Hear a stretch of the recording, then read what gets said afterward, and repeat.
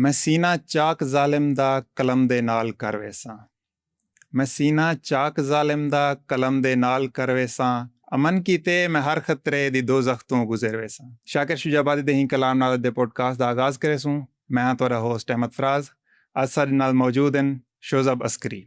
ਫਲਸਤੀਨ ਦੇ ਅੰਦਰ ਜਿਹੜੇ ਮੁਸਲਮਾਨ ਅੱਜ ਕੁਸੀਂਦੇ ਪਨ ਮਰੀਂਦੇ ਪਨ, ਕਿਆ ਉਹ ਕੱਲੇ ਹਨ? ਬਾਕੀ ਜਿਹੜਾ ਇਸਲਾਮੀ ਦੁਨੀਆ ਹੈ ਉਹ ਖਾਮੋਸ਼ ਹੈ, ਉਹ ਉਹਨੇ ਦਾ ਸਾਥ ਨਹੀਂ ਦਿੰਦਾ। ਕਿਆ ਇਹ ਇਸਲਾਮ ਤੇ ਯਹੂਦੀਅਤ ਦੀ ਜੰਗ ਛਿੜੀ ਪਈ ਫਲਸਤੀਨ ਦੇ ਅੰਦਰ? ਬਹੁਤ ਸ਼ੁਕਰੀਆ ਅਹਿਮਦ ਫਰਾਜ਼ ਸਾਹਿਬ। ਸਭ ਤੋਂ ਪਹਿਲੇ ਤੁਸੀਂ ਮੈਨੂੰ ਦਾਵਤ ਦਿੱਤੀ, ਤੁਸੀਂ ਮੈਨੂੰ ਇਸ ਲਾਇਕ ਸਮਝਿਆ ਕਿ ਮੈਂ ਇਸ ਮੌਜੂ 'ਤੇ ਤੁਹਾਡੇ ਨਾਲ ਗੱਲ ਕਰਾਂ। ਮੈਂ ਬੜਾ ਮਸ਼ਕੂਰ ਹਾਂ ਤੁਹਾਡਾ। ਔਰ ਤੁਹਾਡਾ ਸਵਾਲ ਬੜਾ ਸਿੱਧਾ ਅਤੇ ਜਿਹਨੂੰ ਯਕੀਨ ਆਨਾ ਬਈ ਤੀਰ ਆਰ ਹਾਂ 'ਤੇ ਵੰਝ ਕੇ ਲੱਗਾ। ਸਵਾਲ ਇਹ ਵੇ ਕਿ ਕਿਆ ਫਲਸਤੀਨ ਵਿੱਚ ਜਿਹੜੇ ਮੁਸਲਮਾਨ ਕੁਹੀਂਦੇ ਪੈਣ ਮਰੀਂਦੇ ਪੈਣ ਉਹ ਲੁੱਗਣ, ਔਰ ਕਿਆ ਫਲਸਤੀਨ ਵਿੱਚ ਜਿਹੜੀ ਜੰਗ ਲੱਗੀ ਹੋਈ ਇਹ ਇਸਲਾਮ ਔਰ ਯਹੂਦੀਅਤ ਦੇ ਦਰਮਿਆਨ ਕੋਈ ਜੰਗ ਹੈ? ਬਜ਼ਾਹਿਰ ਇੰਝ ਲੱਗਦਾ। ਯਾਨੀ ਜਿਹੜੇ ਲੋਕ ਇਸ ਤਨਾਜ਼ੇ ਨੂੰ ਸਿਰਫ TV ਦੀ ਸਕਰੀਨ 'ਤੇ ਵੇਖਦੇ ਪੈਣ ਜਾਂ ਸੋਸ਼ਲ ਮੀਡੀਆ ਦੀਆਂ ਖਬਰਾਂ ਉਹ ਪੜ੍ਹਦੇ ਸੁਣਦੇ ਰਹਿੰਦੇ, ਉਹਨਾਂ ਨੂੰ ਤਾਂ ਇੰਝ ਲੱਗ ਸੀ। ਲੇਕਿਨ ਅਗਰ ਅਸੀਂ ਇਸ ਜੰਗ ਨੂੰ ਜਾਂ ਇਸ ਭੇੜ ਨੂੰ ਜਾਂ ਇਸ ਤਨਾਜ਼ੇ ਨੂੰ ਜ਼ਰਾ ਖੋਲੀਏ, ਇਸ ਦੇ ਉੱਤੇ ਜਿਹੜੇ ਕੱਪੜੇ ਲਪੇਟੇ ਹੋਏ ਨੇ, ਜਿਹੜੀ ਜਿਵੇਂ ਇਹ ਕੱਜਿਆ ਪਿਆ, ਅਗਰ ਇਸ ਦਾ ਢੱਕਣ ਹੌਲੇ ਹੌਲੇ ਲਾਵੀਏ ਤਾਂ ਵੱਧ ਸਾਨੂੰ ਪਤਾ ਲੱਗ ਸੀ ਕਿ ਗੱਲ ਕੁਝ ਹੋ ਰਹੀ। ਹਾਂ, ਇਸਲਾਮ 1450 ਸਾਲ ਪਹਿਲੇ ਪਾਕ ਪੈਗੰਬਰ 'ਤੇ ਆਇਆ। ਯਹੂਦੀਅਤ ਦੀ ਤਾਰੀਖ ਇਸਲਾਮ ਤੋਂ ਪਹਿਲੇ ਦੀ ਹੈ। ਇਸਲਾਮ ਕਿਆ ਈਸਾਈਅਤ ਤੋਂ ਵੀ ਪਹਿਲੇ ਦੀ ਹੈ, 4-4.5 ਹਜ਼ਾਰ ਸਾਲ ਸ਼ਾਇਦ। ਇੰਜੇ ਉਸੀ ਸਰਜ਼ਮੀਨ ਅੰਬੀਆ ਚੁੱਕੇ ਫਲਸਤੀਨ ਨੂੰ ਆਖਿਆ ਵੈਂਦਾ, ਲਿਹਾਜ਼ਾ ਅੰਬੀਆ ਤਾਂ ਉਸੇ ਸਰਜ਼ਮੀਨ 'ਤੇ ਆਏ ਅਤੇ ਤਮਾਮ ਉਹ ਲੋਕ ਜਿਹੜੇ ਇਬਰਾਹੀਮੀ ਮਜ਼ਾਹਿਬ ਨੂੰ ਮੰਨਦੇ ਨੇ, ਉਹ ਚਾਹੇ ਯਹੂਦੀ ਹੋਵਨ, ਚਾਹੇ ਮਸੀਹੀ ਹੋਵਨ, ਚਾਹੇ ਮੁਸਲਮਾਨ ਹੋਵਨ, ਉਹਨਾਂ ਵਾਸਤੇ ਅਰਜ਼ ਮੁਕੱਦਸ ਫਲਸਤੀਨ ਜਾਂ ਬੈਤੁਲ ਮੁਕੱਦਸ ਜਾਂ ਯਰੂਸ਼ਲਮ ਉਹਦੀ ਇੱਕ ਮਜ਼ਹਬੀ ਅਹਿਮੀਅਤ। ਚੂँकि ਇਸਲਾਮ ਤੋਂ ਪਹਿਲੇ ਈਸਾਈਅਤ ਆਈ ਅਤੇ ਮਸੀਹ ਅਲੈਹ ਸਲਾਮ ਦੀ ਜਿਹੜੀ ਪੈਦਾਇਸ਼ ਹੈ ਉਹ ਉਥਾਈ ਬੈਤੁਲ ਮੁਕੱਦਸ ਸ਼ਹਿਰ ਦੇ ਗਵਾੜ ਇੱਕ ਦਿਹਾਤ ਹੈ, ਗਿਰਾਂ ਹੈ, ਮੌਜ਼ਾ ਉਹਦਾ ਨਾਂ ਹੈ ਨਸਰ, ਉਹ ਹਜੇ ਵੀ ਹੈ ਨਜ਼ਰਤ। ਉੱਥੇ ਈਸਾ ਅਲੈਹ ਸਲਾਮ ਪੈਦਾ ਹੋਏ। ਇਸੇ ਵਾਸਤੇ ਉਹਨਾਂ ਦਾ ਇੱਕ ਨਾਂ ਮਸੀਹੀ ਨਾਸਰੀ ਵੀ ਹੈ। ਨਾਸਿਰ ਉਹਨਾਂ ਦੇ ਪਿੰਡ ਦਾ ਨਾਂ ਹੈ ਜਿੱਥੇ ਉਹ ਪੈਦਾ, ਔਰ ਉਹ ਬੈਤੁਲ ਮੁਕੱਦਸ ਦੇ ਗਵਾੜ ਦਿਹਾਤ ਹੈ ਉਹਨਾਂ ਦਾ। ਹੁਣ ਉਹ ਦਿਹਾਤ ਮੌਜੂਦ ਹੈ ਫਲਸਤੀਨ ਦਾ ਹਿੱਸਾ, ਉਹਨੂੰ ਆਕਿਊਪਾਈਡ ਫਲਸਤੀਨੀ ਲੈਂਡ ਯਾਨੀ ਮਕਬੂਜ਼ਾ ਫਲਸਤੀਨੀ ਇਲਾਕਾ ਆਖਿਆ ਵੈਂਦਾ। ਪਾਕ ਪੈਗੰਬਰ ਮੁਹੰਮਦ सल्लल्लाहु अलैहि वसल्लम भी उठाऊँ मेराज ते तशरीफ़ ले गए। मस्जिद अक्सा किबले अव्वल उठाई मौजूद है। बिल्कुल। यहूदियों की रिवायात के मुताबिक हज़रत मूसा अलैहिस्सलाम की जिहड़ी कहानी है, बनी इसराइल की कहानी है, और जिहड़े उन्हां दे मजहबी माबद हैं जिन्हों हैकल सलेमानी आदि हैं, ठीक। हज़रत दाऊद अलैहिस्सलाम की सल्तनत जिहड़ी वो अपने मजहब के मुताबिक बयान करेंगे, वो भी यकीनन उठाई आई। लिहाजा इहदे विच तां कोई दो राय नहीं कि बैतुल मुकद्दस शहर इस्लाम, मसीहत और यहूदियत त्रियां मज़ाहिब नूं मनण वालियां वास्ते एक मुकद्दस शहर। बिल्कुल। इस शहर ते 1917 ਦਸੰਬਰ ਦੇ ਮਹੀਨੇ ਦੇ ਵਿੱਚ ਪਹਿਲੀ ਜੰਗ ਅਜ਼ੀਮ ਦੇ ਦੌਰਾਨ ਬਰਤਾਨਵੀ ਅਫਵਾਜ ਕਬਜ਼ਾ ਕੀਤਾ। 108 ਸਾਲ ਪੁਰਾਣੀ ਗੱਲ ਲੱਗਦੀ ਹੈ। ਤਾਂ 108 ਸਾਲ ਪਹਿਲੇ ਇਹ ਸ਼ਹਿਰ ਕਹਿੰਦੇ ਕੋਲ ਆਈ। 108 ਸਾਲ ਪਹਿਲੇ ਇਹ ਸ਼ਹਿਰ ਤੁਰਕਾਂ ਦੀ ਉਸਮਾਨੀ ਖਿਲਾਫਤ ਜਿਹੜੀ ਬਹੁਤ ਫੈਲੀ ਹੋਈ ਆਈ, ਕਿੱਥੇ यूरोप तक। इदों बल्कान दी रियासतां Yugoslavia, Bulgaria, Croatia, Montenegro, Kosovo वगैरह वगैरह बल्कान दी रियासतां तो लैके ते सारा मशरिक वस्ता, मक्का, मदीना, हिजाज, बैतुल मुकद्दस, इराक तक उस्मानी सल्तनत दा हिस्सा ही। और उस्मानी खिलाफत दा मुढ़ बुनियाद 13वीं 14वीं सदी दे विच है। 1450-56 दे विच ये लोग बहुत तरक्की याफ्ता और बहुत ताकतवर आए। और उस टाइम इन्हें इस्तंबुल जिहड़ा मौजूदा इस्तंबुल है, पुराना ना कॉन्स्टेंटिनोपल या कुस्तुनतुनिया, उत्थे इन्हें कब्जा किया। सो 108 साल पहले बरतानिया ने पहली जंग अजीम के दौरान ਮੇਨ ਲੈਂਡ ਤੁਰਕੀ ਨੂੰ ਛੋੜ ਕੇ ਸਹੀ ਬਾਕੀ ਤੁਰਕ ਉਸਮਾਨੀ ਖਿਲਾਫਤ ਤੇ ਕਬਜ਼ਾ ਕੀਤਾ ਔਰ ਜਿਹੜੇ ਤੁਰਕ ਸਲਤਨਤ ਦੇ ਹਿੱਸੇ ਦੇ ਵਿੱਚ ਮੁਲਕ ਆਏ ਉਹਨਾਂ ਨੂੰ ਬਰਤਾਨੀਆ ਔਰ ਫਰਾਂਸ ਨੇ ਆਪਸ ਵਿੱਚ ਵੰਡ ਲਿਆ। ਕੀਤੇ 1917 ਦਸੰਬਰ ਦੇ ਵਿੱਚ ਫਲਸਤੀਨ ਦੇ ਮੰਤਕੇ ਜਾਂ ਫਲਸਤੀਨ ਦੇ ਸੂਬੇ ਜਾਂ ਫਲਸਤੀਨ ਦੇ ਇਲਾਕੇ ਤੇ ਬ੍ਰਿਟਿਸ਼ ਮੈਂਡੇਟ ਬਰਤਾਨਵੀ ਕਬਜ਼ਾ ਸਹੀ ਸ਼ੁਰੂ ਹੁੰਦਾ। ਬਰਤਾਨਵੀ ਕਬਜ਼ਾ 1917 ਦਸੰਬਰ ਵਿੱਚ ਹੋਇਆ। ਜਿਸ ਦਿਨ ਹੋਇਆ ਉਸ ਦਿਨ ਨਿਊਯਾਰਕ ਟਾਈਮਜ਼ ਅਖਬਾਰ ਇਹ ਖਬਰ ਲਾਈਏ ਕਿ बैतुल मुक़द्दस 1000 साल गैर मुल्की कब्ज़े के बाद आज़ाद हो गया। सही आज़ाद हो गया आज़ाद हो गया यानी मकामी जेड़े लोग हैं वो मुसलमान हैं 80 to 85%, 8-10% मसीही हैं ते बाकी 2-4% यहूदी हैं।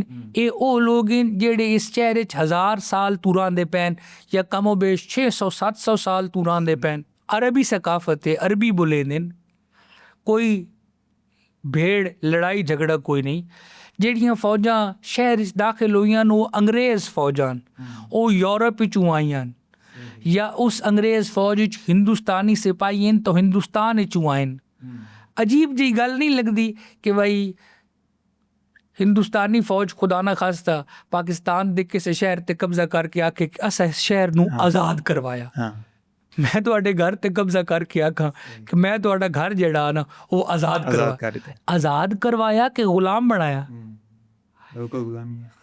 ਯਾਨੀ ਇੱਕ ਬਿਲਕੁਲ ਹੋਰ ਹਕੀਕਤ ਨੂੰ ਇੱਕ ਬਿਲਕੁਲ ਹੋਰ ਅੰਦਾਜ਼ ਵਿੱਚ ਪੇਸ਼ ਕਰਦੇ। ਉਹਦੀ ਵਜ੍ਹਾ ਇਹ ਵੇ ਕਿ ਯੂਰਪੀ ਤਹਿਜ਼ੀਬ ਦੀ ਪਿਛਲੀ 1000 ਸਾਲਾ ਤਾਰੀਖ ਵੇਖੀ ਵੰਜੇ ਤਾਂ ਬੈਤੁਲ ਮੁਕੱਦਸ ਹੁਣ ਤੂੰ ਜੰਗ ਨਹੀਂ ਇਹ 1095 ਤੋਂ ਜੰਗ ਲੱਗੀ ਹੋਈ। ਸਹੀ ਮੁਸਲਮਾਨ ਹਜ਼ਰਤ ਉਮਰ ਦੇ ਜ਼ਮਾਨੇ ਦੇ ਵਿੱਚ 635 36 37 ਦੇ ਵਿੱਚ ਕਬਜ਼ਾ ਕੀਤਾ ਹੀ ਬੈਤੁਲ ਮੁਕੱਦਸ ਤੇ ਰੂਮੀਆਂ ਕੋਲੋਂ ਲੈ ਆਈ। ਸਹੀ ਜੰਗੇ ਯਰਮੂਕ ਵਿੱਚ। ਉਹਦੇ ਬਾਅਦ ਬੈਤੁਲ ਮੁਕੱਦਸ ਇਸਲਾਮੀ ਸਲਤਨਤ ਦਾ ਮੁਸਲਸਲ ਹਿੱਸਾ ਚਲਾ ਆਇਆ ਟਿਲ 1095। ਬੈਤੁਲ ਮੁਕੱਦਸ ਤੇ ਮੁਸਲਮਾਨਾਂ ਦੇ ਕਬਜ਼ੇ ਦੇ 500 ਸਾਲਾਂ ਬਾਅਦ ਸਹੀ ਪੋਪ ਰੋਮਨ ਐਂਪਾਇਰ ਦਾ ਪੋਪ ਹੈ ਜਿਹੜਾ ਵੈਟੀਕਨ ਬਾਂਦਾ ਉਸੇ ਆਖਿਆ ਕਿ ਜੀ ਪੂਰੇ ਯੂਰਪ ਵਿੱਚ ਖਤ ਲਿਖੇ ਜ਼ਮੀਂਦਾਰਾਂ ਨੂੰ ਜਾਗੀਰਦਾਰਾਂ ਨੂੰ ਬਾਦਸ਼ਾਹਾਂ ਨੂੰ ਕਿ ਤੁਹਾਨੂੰ ਸ਼ਰਮ ਹੀ ਕੋਈ ਨਹੀਂ, ਤੁਹਾਨੂੰ ਹਿਆ ਹੀ ਕੋਈ ਨਹੀਂ। ਮੁਕੱਦਸ ਸ਼ਹਿਰ ਤੇ ਖਾਰਜੀਆਂ ਤੇ ਬਰਬਰਾਂ ਤੇ ਜ਼ਾਲਮਾਂ ਕਬਜ਼ਾ ਕਰ ਲਿਆ। ਉਸ ਕਬਜ਼ੇ ਨੂੰ 500 ਸਾਲ ਹੋ ਗਏ ਯਾਨੀ ਮੁਸਲਮਾਨ ਉੱਤੇ ਰਹਿੰਦੇ ਪੈਣ ਔਰ ਸਿਰਫ ਮੁਸਲਮਾਨ ਹੀ ਨਹੀਂ ਰਹਿੰਦੇ ਪਏ ਮਸੀਹੀ ਵੀ ਰਹਿੰਦੇ ਪੈਣ ਤੇ ਯਹੂਦੀ ਵੀ ਰਹਿੰਦੇ ਪੈਣ। ਔਰ ਮੁਸਲਮਾਨਾਂ ਨੇ ਸ਼ਹਿਰ ਤੇ ਕਬਜ਼ਾ ਕਰਕੇ ਸ਼ਹਿਰ ਦੇ ਗਿਰਜੇ ਨਹੀਂ ਢਾ ਛੋੜੇ। ਸ਼ਹਿਰ ਦੇ ਜਿਹਨੂੰ ਕਹਿੰਦਾ ਸੈਨੇਗੋਗ ਯਹੂਦੀਆਂ ਦੀ ਇਬਾਦਤਗਾਹਾਂ ਉਹ ਨਹੀਂ ਢਾਈਆਂ। ਇੱਕ ਵਾਕਿਆ ਬੜਾ ਮਸ਼ਹੂਰ ਹੈ ਕਿ ਹਜ਼ਰਤ ਉਮਰ ਨੇ ਜਿਹੜੇ ਸ਼ਹਿਰ ਤੇ ਕਬਜ਼ਾ ਕੀਤਾ ਤੇ ਆਪ ਸ਼ਹਿਰ ਵਿੱਚ ਦਾਖਲ ਹੋਏ ਇਸ ਹਾਲਤ ਵਿੱਚ ਕਿ ਉੱਠ ਤੇ ਆਪ ਦਾ ਗੁਲਾਮ ਚੜੇ ਹੋਇਆ ਹੀ ਔਰ ਆਪ ਨੇ ਉੱਠ ਦੀ ਮੁਹਾਰ ਨੱਪੀ ਹੋਈ ਆਈ ਔਰ ਆਪ ਸ਼ਹਿਰ ਦੇ ਅੰਦਰ ਦਾਖਲ ਹੋਏ ਤੇ ਸ਼ਹਿਰ ਦੇ ਵਾਸੀਆਂ ਆਖਿਆ ਕਿ ਅਸਾਂ ਇਸ ਬੰਦੇ ਨਾਲ ਨਹੀਂ ਲੜਨਾ ਔਰ ਭਿੜਨਾ ਕਿਉਂਕਿ ਸਾਡੀਆਂ ਬਜ਼ੁਰਗਾਂ ਇਹ ਆਖਿਆ ਹੀ ਕਿ ਜਿਹੜਾ ਬੰਦਾ ਆਪਣੇ ਗੁਲਾਮ ਨੂੰ ਉੱਠ ਤੇ ਚੜਾ ਕੇ ਤੇ ਉੱਠ ਦੀ ਮੁਹਾਰ ਨੱਪ ਕੇ ਪੈਰੂਆਣਾ ਸ਼ਹਿਰ ਵਿੱਚ ਦਾਖਲ ਹੋ ਸੀ ਉਹ ਇਸ ਸ਼ਹਿਰ ਦਾ ਸੱਚਾ ਔਰ ਹੱਕ ਦਾ ਹੁਕਮਰਾਨ ਹੋ ਸੀ ਤੇ ਅਸਾਂ ਬਗੈਰ ਲੜਾਈ ਝਗੜੇ ਦੇ ਸ਼ਹਿਰ ਦੀਆਂ ਚਾਬੀਆਂ ਤੁਹਾਨੂੰ ਪੈਂਦੇ ਨੇ। ਸਹੀ ਹਜ਼ਰਤ ਉਮਰ ਨੇ ਉਸ ਟਾਈਮ ਇੱਕ ਤਹਿਰੀਰ ਲਿਖੀ ਕਿ ਇਹ ਉਮਰ ਇਬਨ ਖਤਾਬ ਮੁਸਲਮਾਨਾਂ ਦੇ ਖਲੀਫੇ ਔਰ ਖਾਦਮ ਦੀ ਤਰਫੋਂ ਬੈਤੁਲ ਮੁਕੱਦਸ ਦੇ ਸ਼ਹਿਰੀਆਂ ਦੇ ਨਾਲ ਮੁਆਹਿਦਾ ਤੁਹਾਡੀਆਂ ਚਰਚਾਂ ਨੂੰ, ਤੁਹਾਡੀਆਂ ਇਬਾਦਤਗਾਹਾਂ ਨੂੰ, ਤੁਹਾਡੀਆਂ ਪ੍ਰਾਪਰਟੀਆਂ ਨੂੰ, ਤੁਹਾਡੀਆਂ ਰਨਾਂ ਨੂੰ, ਤੁਹਾਡੇ ਬੱਚਿਆਂ ਨੂੰ, ਤੁਹਾਡੇ ਬਜ਼ੁਰਗਾਂ ਨੂੰ ਕਈ ਨੂੰ ਕੋਈ ਤਕਲੀਫ ਨਹੀਂ ਹੋਣੀ ਚਾਹੀਦੀ, ਕੋਈ ਤਕਲੀਫ ਨਾ ਪਹੁੰਚਾਈ ਵੈਸੀ ਔਰ ਇਸ ਸ਼ਹਿਰ ਦੇ ਵਾਸੀਆਂ ਨੂੰ ਮੁਸਲਮਾਨਾਂ ਦੀ ਤਰਫੋਂ ਅਮਾਨ ਹੈ। ਸਹੀ ਜਿਹੜਾ ਜਿੱਥੇ ਜਿਵੇਂ ਰਹਿੰਦਾ ਪਿਆ ਔਰ ਜਿਹੜਾ ਜਿੱਥੇ ਜਿਹੜੇ ਮਜ਼ਹਬ ਤੇ ਰਹਿੰਦਾ ਪਿਆ ਉਹ ਉਂਝ ਹੀ ਰਹਿ ਸੀ। ਉਹ ਹਜੇ ਤੱਕ ਮੁਆਹਿਦਾ ਮੌਜੂਦ ਹੈ। ਸਹੀ ਹੈ। ਉਹ ਕ੍ਰਿਸਚਨਾਂ ਆਖਿਆ ਕਿ ਤੁਹਾਡੀ ਇਬਾਦਤ ਦੇ ਟਾਈਮ ਇੱਥੇ ਸਾਡੇ ਚਰਚ 'ਚ ਇਬਾਦਤ ਕਰ ਲਓ, ਤਾਂ ਆਪਨੇ ਫਰਮਾਇਆ ਨਹੀਂ, ਅਗਰ ਮੈਂ ਤੁਹਾਡੇ ਚਰਚ 'ਚ ਇਬਾਦਤ ਕੀਤੀ ਤਾਂ ਹੋ ਸਕਦਾ ਆਉਣ ਵਾਲੇ ਮੁਸਲਮਾਨ ਚਰਚ ਨੂੰ ਢਾ ਕੇ ਮਸਜਿਦ 'ਚ ਬਣਾवें ਤੇ ਆਖਿਨ ਕਿ ਸਾਡੇ ਖਲੀਫਾ ਇੱਥੇ ਨਮਾਜ਼ ਪੜ੍ਹੀ ਆਈ, ਇਸ ਵਾਸਤੇ ਸਾਨੂੰ ਮਸਜਿਦ ਬਣਾने। आपने सड़क ते खलो के नमाज पढ़ी, वो सड़क ते निक्की सारी मस्जिद बनी हुई मस्जिद सैयदना उमर फारूक। सही। सो मुसलमाना ने बैतुल मुकद्दस शहर नू कोई जंग कतल खून मार कुटाई दे बाद हासिल नहीं किया, लेकिन अस जेल्ले वेखदे हां उस तू 500 साल बाद यूरोप दे क्रिश्चियन बैतुल मुकद्दस ते हमलावर होने ते जिन्हां लोगां सलीबी जंगां नू तफसील नाल पढ़िया। साडे नाज़रीन दा दिल करे ते अल जजीरा ते वेख लवें मुस्लिम परस्पैक्टिव ऑफ क्रोसेड वार्स, जे दिल करे तो BBC ते वेख लवें क्रिश्चियन परस्पैक्टिव ऑफ क्रोसेड वार्स। दोए घरां दियां गल्लां सुनें ते बात आपे फैसला करें कि भाई इस शहर ते पक्का पीड़ा हक कहंदा है। 500 साल बाद यूरोप नू होश आया, वो भी पढ़न दी लोड़ है कि भाई केड़े हालात आए कि पोप नू अचानक ख्याल आ गया कि भाई मुसलमान शहर ते कब अगले 300 साल सलीबी जंगां लगियां रहियां। वो जंगां जिहड़े खत्म हुई उन जंगां दे दौरान कई बारी ऐसा होया कि यूरोपियन क्रिश्चियंस शहर ते कब्जा कर लिया, सही, और कदी मुसलमाना वापस ले लिया। एक वक्त आखिर आया बिलाखिर किंगडम ऑफ पैराडाइज मूवी है, उहदे विच सलाउद्दीन ਜਿਹੜਾ ਬਰਤਾਨੀਆ ਦਾ ਬਾਦਸ਼ਾਹ ਹੈ ਰਿਚਰਡ ਦ ਲਾਇਨ ਹਾਰਟ, ਬਰਤਾਨੀਆ ਦਾ ਬਾਦਸ਼ਾਹ ਆਈ ਉਹਦੀ ਔਰ ਸਲਾਉਦੀਨ ਅਯੂਬੀ ਦੀ ਜੰਗ ਹੋਈ ਔਰ ਸਲਾਉਦੀਨ ਅਯੂਬੀ ਨੇ ਉਹ ਜੰਗ ਬਗੈਰ ਲੜਾਈ ਦੇ ਸ਼ਹਿਰ ਜਿੱਤ ਲਿਆ ਔਰ यूरोपियंस वो शहर दियां चाबियां सलाउद्दीन के हवाले करके ते लगे गए। यूरोपियन क्रिश्चियन सलाउद्दीन अयूबी दा कितना एहतराम करेंदे और ख़ास तौर ते बरतानिया कितना एहतराम करेंदा, इदी एक मिसाल है कि बरतानिया दी रॉयल नेवी दा एक बैटलशिप है, जंगी जहाज, बहरी जंगी जहाज, उहदा नाम है सलाउद्दीन। सो दुश्मनी इंज करो कि तुहाडा दुश्मन ही तुहाडी कदर और तारीफ करन ते मजबूर हो। सो सलाउद्दीन अयूबी फातेह बैतुल मुकद्दस जिन्हों कोलू बैतुल मुकद्दस जितियास वो भी उसका आदर करेंदे, उसका ऑनर करेंदे, उसका एहतराम करेंदे। 1300 समथिंग तो लैके 1917 तक ये मुसलमान सल्तनत दा तुर्क उस्मानी खिलाफत दा हिस्सा ही, और इस दौरान बैतुल मुकद्दस विच फसाद कोई नहीं अमन है। 1917 दे विच बरतानिया दा कब्जा होया, इस गल नूं एक पासे रख छुड़े ने। एक होर गल यानी एक चैप्टर अस रख दिता, असी पस मंजर तनाजुर समझ लिया कि 1917 दे विच फलस्तीन विच की हो रहा है, 1917 दे विच यूरोप विच की हो रहा है, यूरोप दी तरफ आ यूरोप वाले पासे आवन जी, क्योंकि इस तनाजे दा एक इंपॉर्टेंट एस्पैक्ट ये वे कि इसनूं यूरोप की निगाह नाल वेख्या वंजे। यूरोप एक ऐसी तहजीब है जिहड़ी क्रिश्चियन तहजीब और उहदे विच यहूदी रहिंदे, तादाद बहुत घट है, और यहूदियां नूं मसीहां कोलों हज़ार साल तू मार पै रही। उहदी वजह वे कि मसीही ये मनदे कि यहूदियां हज़रत मसीह अलैहिस्सलाम नूं सलीब ते चढ़े। बिल्कुल। सो जीसस क्राइस्ट दे नाउज़ बिल्ला कातिल कौन है? यहूदी। सो ईस्टर दी ईद होया या उंजे किसी दा दिल कर पवेआ ते ओ 2-4 यहूदी मार छुड़ेंदा है। तुस पाकिस्तान विच रहिंदे हो ना, तुस पाकिस्तान विच वेख्यो सी कि कुछ मजहबी आबादियां और बिरादरियां ऐसियां हैं, बिल्कुल, कई फेरी खबरां च पढ़ींदा कि वो इतने कत्ल हो गए। बिल्कुल। ये ना लै छोड़ी पाकिस्तान विच शिया कत्ल होंदे, पाकिस्तान विच अहमदी कत्ल होंदे, बिल्कुल ही मैं तन कदी महसूस होया? खामोशी आदत जी बन गई ना। हाँ कोई होर मरीवे ते साडे कंन च वींदे ना शे क्यों हो गया, शिया तो मरींदे ही रहंदे ना, कोयटा दे विच ते धमाके होंदे ही रहंदे ना, फाटा दे विच ते लोग मरदी 8 बंदे 10 बंदे 15 बंदे 20 बंदे कोयटा या फाटा या दूर बलोचिस्तान केपी दी किसी इलाके च मरी वन, ओ खबर मेन सफ़े ते आंदी या लाहौर या खुदा ना खास्ता कराची या इस्लामाबाद या पिंडी दे विच कोई हादसा साने हो वंजे तो ओ खबर मेन सफ़े ते आंदी जेड़ी मेन स्ट्रीम इलाकियां दे विच हादसे दी खबर होवे, ओ खबर सामने आंदी जेड़ी किसी ऐसी कम्यूनिटी दे कत्लो गारत दे बारे च होवे जेड़ी मेन स्ट्रीम है। हैरान होने की गल कोई नहीं, कम अज कम पाकिस्तानी आडियंस तो गल समझींदी कि भाई ए बंदे मरींदे रहंदे ते कुछ ही नहीं होंदा। डेली दी गल बढ़ गई है, डेली दी गल है ना। आज तू 8-10 साल पहले तो दहशतगर्दी से जिस दिन कोई वाकया ना होया उस दिन बंदा हैरान होता कि हाँ अज कोई धमाका क्यों नहीं होया है। सो यूरोप विच इंज ही होंदा कि भाई यहूदी मरींदे रहंदे ते कोई खबर शबर कोई नहीं होंदी, कोई नोटिस ना करदा, कोई नोटिस नहीं लैंदा। जिवें लोग मरींदे रहंदे ते कोई नोटिस नहीं लैंदा, अकलीतां दे मरन दे कौन खबरां बनांदा। सो यहूदी मरींदे हैं मगर यहूदी मुतहद हैं। और ये भी गल तुहाडी अखां दे सामने हो सी कि जेड़े लोग तादाद विच घट होवन और उस शनाख्त दी बुनियाद ते मरींदे पे होवन वो आपस विच मुतहद होवन। हाँ। और आम लोगों को पूछो तो आदन ए भाई ये सारे एक ये पर्सपेक्टिव है ना। हाँ, साढ़े मुल्क चुके सन इस वास्ते ढेर गूढ़ी निगाह लावण दी कोई लोड़ नहीं। तुसी किसी को सड़क ते पुछो कि भाई ये शीए क्या करदे ने, ओक्सी भाई आपस सारे रले होन ते ए फलाना डॉक्टर है ते भाਵੇਂ ਉਹ ड्राइवर है, ये पता लग वंजे ना ਇਹ ਕੋਈ ਇਹ ਪਿੱਛੋਂ ਇੱਕ ਹੈ। बिल्कुल दुनिया मजहबियां बरादरियां दे बारे दे विच भी पाकिस्तान विच अमूमन ही राय पाई वेंदी कि ਇਹ जी सारे हिक हैं ते हिक हो के ते के करन दे रहंदे साजिशां करन दे रहंदे कहंदे खिलाफ मुसलमानों के खिलाफ या साढ़े खिलाफ या पाकिस्तान के खिलाफ या बाकियां दे। सो कॉन्सपैरेसी थ्योरियां ना साढ़े कोल कोई घट ना पुराने यूरोप विच घट हैं ते हुण भी यूरोप दे विच अगर यहूद मुखालिफ जज्बात हैं, जर्मनी दे विच हैं, बरतानिया दे विच हैं, अमरीका दे विच भी हो सन जिन्हों एंटी सेमिटिज्म आदे जिहदी वजह तू हिटलर ने इतने लाख यहूदी कतल। तो मतलब ये जज्बात यहूदियों के खिलाफ यूरोप की तहजीब का हिस्सा, उन्होंने DNA का हिस्सा। इस वास्ते तो इस मौजू ते वो बड़े सेंसिटिव हैं। बिल्कुल ठीक है ना। यूरोप विच एंटी सेमिटिसिज्म बहुत बड़ा क्राइम है।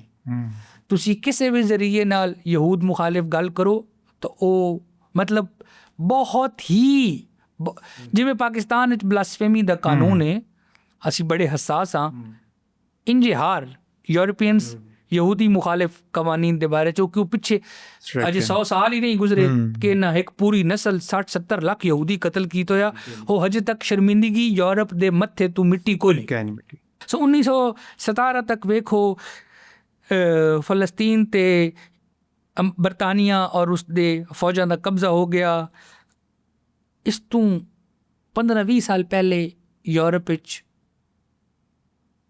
यहूदियों ने बहुत साल मार खावन दे बाद ये टच कढ़ियाई कि असां यूरोपी कौम कोई ना। ठीक है। जेड़े यहूदी आस्ट्रिया हंगरी दे विच आबाद हैं वो यहूदी पहले ते आस्ट्रो हंगेरियन बाद विच। जेड़े यहूदी रूस विच आबाद हैं वो रूसी बाद विच हैं, यहूदी पहले। जेड़े यहूदी यूक्रेन विच आबाद हैं वो यूक्रेनियन बाद विच हैं, पहले यहूदी। जेड़े यहूदी बरतानिया च आबाद हैं वो पहले यहूदी बाद बरतानवी ब्रिटिश। जेड़े अमरीका च आबाद हैं। सो जिहड़ी हिक शनाख्त उन्होंने मार पै रही आई मजहबी शनाख्त, वो शनाख्त डोमीनेट कर गई। और ये भी जिहड़े लोग एंथ्रोपोलॉजी और सोशियोलॉजी और साइकोलॉजी पढ़ते हैं इस मौजूआत दे तलब इल्म इस गल तो वाकिफ हो सन कि इंसान दी वो शनाख्त जिहड़ी शनाख्त इंसान दी जिंदगी ते बहुत ज़्यादा असरअंदाज होने लग वंजे। इंसान चाहते हो या न चाहते हो उसी शनाख्त वाले पासे पलट पैंदा। मैं पंजाब विच हां, इस गल दी खबर और इस गल का एहसास मन इस्लामाबाद आके होया। सरगोधे खुशाब रहने होया मन कदी फील ही नहीं होया कि पंजाबी भी कोई शनाख्त है।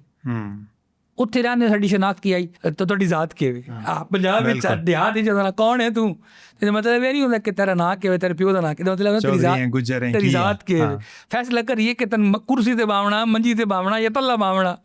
ठीक है ना। सो मैं इस्लामाबाद आया तो मन इत्थे आके पता लगा भाई यार मैं तो पंजाबी हाँ। और ये गल मन क्या समझाई मेरे पश्तून दोस्तां ते बलोच दोस्तां कि तुसीं ते बगैरत होंदे हो, तुसीं दालखोर होंदे हो, तुसीं ते पाकिस्तान ते कब्जा कीता होया, सो तुहाडी फौज है, ब्यूरोक्रेसी तुहाडी फलां टप। ये सारियां गल्लां मन इस्लामाबाद आके पता लगियां। मैं इस्लामाबाद आयम तो पंजाबी बनिया, वरना इस तू पहले मन पता ही कोई नहीं कि भाई कोई शनाख्त पंजाबी शनाख्त ही होंदी। सो जिहड़ी शनाख्त नूं मौजू बना के तुहाडे नाल सलूक कीता वंजे ਤੁਸੀਂ ਪਸੰਦ ਕਰੋ ਜਾਂ ਨਾ ਕਰੋ, ਤੁਹਾਡੀ ਸ਼ਨਾਖਤ ਉਹ ਖੁੱਲ੍ਹ ਕੇ ਸਾਹਮਣੇ ਆਉਂਦੀ ਔਰ ਤੁਸੀਂ ਮਜਬੂਰਨ ਉਸੀ ਸ਼ਨਾਖਤ 'ਚ ਪਨਾਹ ਲੈਂਦੇ ਹੋ। ਠੀਕ ਹੈ। ਸੋ ਇਸਲਾਮਾਬਾਦ ਵਿੱਚ ਮਨਸਰਗੋ ਦੇ ਖੁਸ਼ਾਬ ਦਾ ਬੰਦਾ ਮਿਲੇ ਨਾ, ਮੈਂ ਬੜਾ ਜਲਦੀ ਬੇਤਕੱਲਫ ਹੋਇਆ ਨਾ। ਕਿਉਂ? अपनायत शनाख्त सरगो दे ना। हाँ असा दुबई बैठे हो भी है ना, तो कोई बंदा पाकिस्तान ना मिलो जी तो फौरन बंदा आता कि चल पेशावर दे तक है तो पाकिस्तानी तो है। यूके बैठे हो भी है तो कोई पाकिस्तानी ना मिले ना, तो कोई इंडियन मिले ना तभी बंदा आता कि चल यार को देसी तो मिले ही है ना, अपने इलाके तो बंदा मिले तो है ना, गल तो हो सकती ना, रोटी तो डाल के खा सकते हैं ना, ये हकीकत है। सो यहूदियाँ ने ਡੋਮੀਨੇਟ ਕਰ ਕੀਤਾ, ਕੌਮੀ ਸ਼ਨਾਖਤ ਦੇ ਸਵਾਲ ਨੂੰ ਆਪਣੇ ਮਜ਼ਹਬ ਨਾਲ ਜੋੜਿਆ।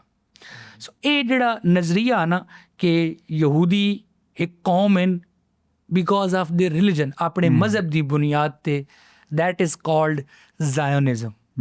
ਇਹਨੂੰ ਸਹਿੂਨੀਅਤ ਆਖਿਆ ਹੋਇਆ।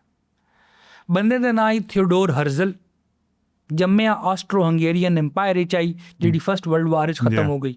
ਫਸਟ ਵਰਲਡ ਵਾਰ ਵਿੱਚ इतिहादी ममालिक बरतानिया, फ्रांस, अमरीका और रूस हैं, मुकाबले जर्मनी, इटली, तुर्की हैं। जर्मनी, इटली, तुर्की जंग हार गए, बरतानिया, फ्रांस, अमरीका, रूस ये जीती हुई पार्टी है। रूस 1917 ਦੇ ਵਿੱਚ ਇਨਕਲਾਬ ਦੇ ਬਾਅਦ ਜੰਗ ਤੋਂ ਪਿੱਛੇ ਹਟ ਗਈ, ਲੇਕਿਨ ਹਾਈ ਤਾਂ ਇਹਨਾਂ ਦੇ ਨਾਲ ਇਤਿਹਾਦੀਆਂ ਦੇ ਨਾਲ ਇਸ ਪਾਰਟੀ ਨੇ बैतुल मुक़द्दस ते भी कब्जा कर लिया। इसे पार्टी दे मुल्कां दे जज्बात, लोगों दे यहूदियों दे जज्बात ज़ायनिस्ट होंदे पे। सो आस्ट्रो हंगेरियन एम्पायर दा एक यहूदी सहाफ़ी दानिश्वर थियोडोर हर्जल, उस एक किताब लिखी the idea of Jewish state, यहूदी रियासत दा तसव्वुर, और उस आख्या कि यूरोप दे यहूदियों दे तशख़्ख़ुस, कौमी हमीयत और जान दी हिफाजत ਇੱਕੋ ਹੀ ਤਰੀਕੇ ਨਾਲ ਮੁਮਕਿਨ ਹੈ ਕਿ ਅਗਰ ਦੁਨੀਆ 'ਤੇ ਇੱਕ ਯਹੂਦੀ ਰਿਆਸਤ ਕਾਇਮ ਕੀਤੀ ਵੰਜੇ ਔਰ ਤਮਾਮ ਯਹੂਦੀ ਜਿਹੜੇ ਪੂਰੀ ਦੁਨੀਆ 'ਚ ਬਿਖਰੇ ਹੋਏ ਉਹਨਾਂ ਨੂੰ ਇਕੱਠਾ ਕਰਕੇ ਉਸ ਰਿਆਸਤ 'ਚ ਆਬਾਦ ਕੀਤੇ ਵੰਜੇ। ਯਹੂਦੀਆਂ ਦਾ ਵਜੂਦ ਯੂਰਪ ਵਿੱਚ ਜਿਸ ਟਾਈਮ ਤੱਕ ਰਾਸੀ ਖਤਰੇ 'ਚ ਰਾਸੀ। हर साल जे 2-4 मार हर दूए तरीके दिहाड़े कोई ना कोई मरी वैंदा ही, तो बेहतर नहीं कि भाई एक मुल्क बना लिया, अपना मुल्क हो जिथे आज़ादी नाल रह सके। क्या तमाम यहूदियों ने थियोडोर हर्जल दी 1890-91-96 वाली इस किताब नूं वैलकम किया? नहीं। जेड़े मजहबी यहूदियां हैं, मसीतां ते मदरसे वाले यहूदी, ਉਹ ਵੇਖਿਓ ਸੀ ਇਹਨਾਂ ਦੇ ਲੰਮੀਆਂ ਲੰਮੀਆਂ ਲਿਟਾਂ ਤੇ ਕਾਲੇ ਰੰਗ ਦੇ ਕੱਪੜੇ ਪਹਿਨਦੇ ਨੇ, ਇੱਕ ਮਖਸੂਸ ਜਿਹਾ ਹੈਟ ਪਹਿਨਦੇ ਨੇ। ਅਮਰੀਕਾ ਦੇ ਵਿੱਚ ਢੇਰ ਸਾਰੇ ਹਨ, ਫਲਸਤੀਨ ਦੇ ਅੰਦਰ ਹੀ ਹਨ, ਇਸਰਾਈਲ ਦੇ ਅੰਦਰ ਹੀ ਹਨ। ਇਹ ਉਹ ਹਨ ਜਿਹੜੇ ਇਸਰਾਈਲ ਦੀ ਰਿਆਸਤ ਦੇ ਵਜੂਦ ਦੇ ਹੱਕ ਨੂੰ ਨਹੀਂ ਮੰਨਦੇ, ਅਗੇਂਸਟ। ਹਾਂ, ਜਿਹੜੇ ਮਜ਼ਹਬੀ ਯਹੂਦੀ ਹਨ ਉਹ ਇੰਜੇ ਹਾਰ ਮੁਖਾਲਿਫ ਹਨ इसराइली रियासत दे वजूद दे, जिमें हमास मुखालिफ है। अच्छा, जिमें ईरान लेवल तक। हाँ, ईरान और हमास दोएं फलस्तीन दे इलाके च इसराइल ना दी किसी रियासत दे वजूद दा इनकार कर देंगे। तो पाकिस्तान दे याद है ना कि 1967 के बॉर्डर पर इसराइल और फ़लस्तीन 2 रियासतें कायम हों और हम इसराइल को मान लेंगे। सारी दुनिया में यह थी कि 2 रियासती फ्रांस ते सऊदी अरब आज आख्या कि 2 रियासती हल होना चाहिए, लेकिन हमास और ईरान ये आदन के इसराइल ना दा कोई मुल्क होना ही नहीं चाहिए। ये मुल्क बंद करो। ਜਿਹੜੇ ਲੋਕ ਇੱਥੇ ਯੂਰਪ 'ਚ ਆ ਕੇ ਬੈਠੇ ਹੋਣ ਆਪਣਾ ਸਮਾਨ ਪੈਕ ਕरें, जहाज ਉੱਤੇ ਚੜ੍ਹਨ, ਜਿਹੜੇ ਮੁਲਕਾਂ 'ਚ ਆਣ ਵਾਪਸ ਵੰਜਣ। सही है। दरियाए उर्दन से लेकर बुहेरे रोम तक ये सारे का सारा मुल्क क्या है? फ़लस्तीन। From the river to the sea Palestine will be free. इसका मतलब है हाँ कि सारे दा सारा इलाका फ़लस्तीन। हाँ जी, फ़लस्तीन तो फ़लस्तीन ही होना चाहिए। ये तो यूरोपियन कॉलोनियल ताकतां ने साजिश करके चंद लख यहूदियों को आबाद किया ते फसाद घोलिया, और ये फसाद इस वास्ते आई कि कॉलोनियलिज्म बाकी रहे मशरक़ वस्ता दे विच, और यूरोप और अमरीका तेल तू माला माल इस दुनिया नूं लुटेंदे रहे। ए हमास और ईरान और ढेर सारे लोगों का ख्याल है। सही। ये ख्याल ਉਹਨਾਂ ਯਹੂਦੀਆਂ ਦਾ ਜਿਨ੍ਹਾਂ ਯਹੂਦੀਆਂ ਨੂੰ ਤੁਸੀਂ ਮਜ਼ਹਬੀ ਰਿਵਾਇਤੀ ਸਖਤਗੀਰ ਯਹੂਦੀ ਆਖਦੇ ਹੋ। ਤੁਹਾਡਾ ਸਵਾਲ ਹੈ ਕਿ ਇਸਲਾਮ ਔਰ ਯਹੂਦੀਅਤ ਦੀ ਜੰਗ ਹੈ, ਤੇ ਜਿਹੜੇ ਯਹੂਦੀ ਮੌਲਵੀ ਹਨ, ਮਸੀਤਾਂ ਵਾਲੇ, ਸੈਨੇਗੋਗ ਵਾਲੇ, ਉਹ ਤਾਂ ਅਗੇਂਸਟ ਹਨ। ਤੇ ਉਹ ਯਾਦ ਹਨ ਕਿ ਇਸਰਾਈਲੀ ਰਿਆਸਤ ਦਾ ਕਿਆਮ ਖੁਦਾ ਦੀ ਤਰਫੋਂ ਦਿੱਤੀ ਹੋਈ ਸਜ਼ਾ ਦੇ ਖਿਲਾਫ ਬਗਾਵਤ ਹੈ। ਅਸਾਂ ਖੁਦਾ ਦੇ ਹੁਕਮ ਦੀ ਨਾਫਰਮਾਨੀ ਕੀਤੀ, ਖੁਦਾ ਤੌਰਾਤ ਵਿੱਚ ਸਾਨੂੰ ਸਜ਼ਾ ਦਿੱਤੀ, ਔਰ ਇਸ ਸਜ਼ਾ ਦੇ ਤਹਿਤ ਸਾਨੂੰ ਦਰ ਬਦਰ ਰੁਲਣਾ ਪਿਆ, ਔਰ ਅਸੀਂ ਹਜ਼ਾਰਾਂ ਸਾਲਾਂ ਤੋਂ ਰੁਲਦੇ ਪਏ ਹਾਂ। ਇਹ ਸਾਡੀ ਸਜ਼ਾ ਹੈ। ਜਿਹੜਾ ਕੋਈ ਵੀ ਫਲਸਤੀਨ ਦੇ ਇਲਾਕੇ 'ਚ ਵੰਝ ਕੇ ਹੈਕਲ ਸਲੇਮਾਨੀ ਜਾਂ ਟੈਂਪਲ ਮਾਊਂਟ ਨੂੰ ਤਾਮੀਰ ਕਰਨ ਦੀ ਕੋਸ਼ਿਸ਼ ਕਰੇ ਸੀ, ਉਹ ਖੁਦਾ ਦੇ ਫੈਸਲੇ ਦੇ ਅਗੇਂਸਟ ਜੂਡਾਇਜ਼ਮ ਐਜ਼ ਰਿਲੀਜਨ। ਇਸਰਾਈਲੀ ਰਿਆਸਤ ਦੇ ਕਿਆਮ ਵਿੱਚ ਉਹਦਾ ਰੋਲ ਨਹੀਂ। ਕੁਲ ਉਹ ਜਿਹੜਾ ਥਿਓਡੋਰ ਹਰਜ਼ਲ ਆਈ ਨਾ, ਉਹ ਭਾਈ ਲੈਫਟ ਦਾ ਆਦਮੀ ਆਈ, ਯਾਨੀ ਬਾएं ਬਾਜ਼ੂ ਦਾ, ਯਾਨੀ ਸੋਸ਼ਲਿਸਟ ਮਿਜ਼ਾਜ ਦਾ ਆਦਮੀ ਆਈ। ਮਜ਼ਹਬੀਆਂ ਨੇ ਉਸ ਦੀ ਮੁਖਾਲਫਤ ਕੀਤੀ। ਬਿਲਕੁਲ।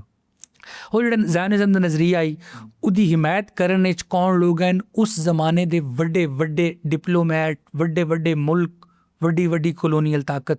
ਸਭ ਤੋਂ ਬੜੀ ਮਿਸਾਲ 1914-15 ਦੇ ਵਿੱਚ ਉਹ ਇੱਕ ਬਰਤਾਨੀਆ ਦਾ ਵਜ਼ੀਰ ਖਾਰਜਾ ਆਈ, ਸਰ ਆਰਥਰ ਬਾਲਫੋਰ।